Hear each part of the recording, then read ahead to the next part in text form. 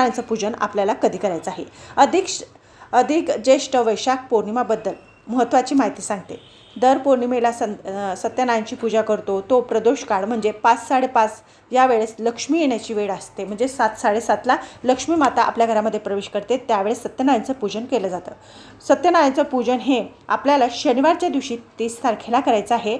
तर सकाळी म्हणजे पौर्णिमा सुरू होणार आहे शनिवारच्या दिवशी 30 तारखेला सकाळी 11:53 चालू होणार आहे आणि शनिवारच्या दिवशी 31 तारखेला दुपारी 2:15 ती समाप्त होणार आहे।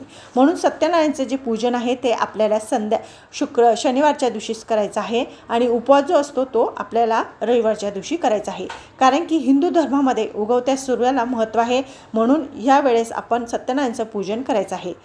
बघा, जो अधिक महिना आलेला आहे तर अधिक महिन्यामध्ये कुलदेवीची सेवासुद्धा तेवढीच महत्त्वाची सांगितलेली आहे। पण आता मी तुम्हाला सांगणार आहे की सत्यनारायणाच्या दिवशी म्हणजे सत्यनारायणाचं पूजन ज्यावेळेस आपण करतो त्यावेळेस संध्याकाळी किंवा सकाळी तुम्ही हे उपाय करून बघा, तुम्हाला अनंत पुण्याची प्राप्ती होईल, पण घरामध्ये सुख समृद्धी नांदणार। कोणतेही ते 5 उपाय ते तुम्हाला सांगते। तर पौर्णिमेच्या रात्री संध्याकाळच्या टायमाला प्रदोष काळामध्ये रात्री तुळशीजवळ जर आपण गाईचा तुपा लावला तर आपल्या घरामध्ये लक्ष्मी प्राप्ती होते, नकारात्मक शक्ती बाहेर जाते आणि लक्ष्मी माता प्रसन्न होऊन घरामध्ये सुख समृद्धी नांदते।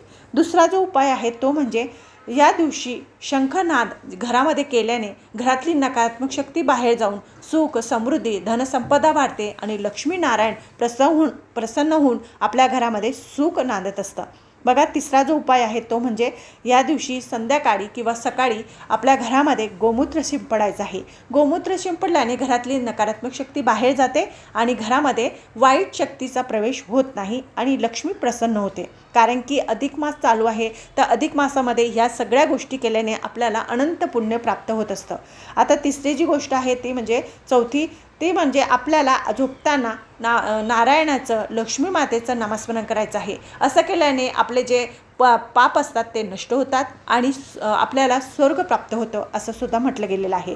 या दिवशी खिरेचा नैवेद्य किंवा देवीला म्हणजे ज्या दिवशी पौर्णिमा असते त्या दिवशी खिरेचा नैवेद्य अर्पण केल्याने लक्ष्मी माता प्रसन्न होते आणि आपल्या घरातली दारिद्र्यता नष्ट होत असते।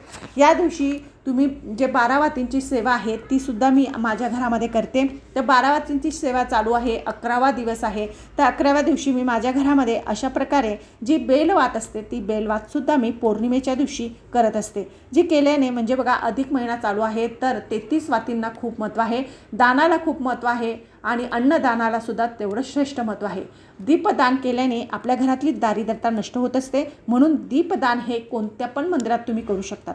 तुम्ही तुमच्या घरामध्ये सुद्धा तुमच्या कुलदेवीसमोर दीपदान करू शकतात, तुम्ही महादेवांच्या मंदिरात करू शकतात किंवा नारायणाच्या मंदिर जर तुमच्या आजूबाजूला असेल त्या ठिकाणी 33 दिव्यांचं दान करायचं आहे।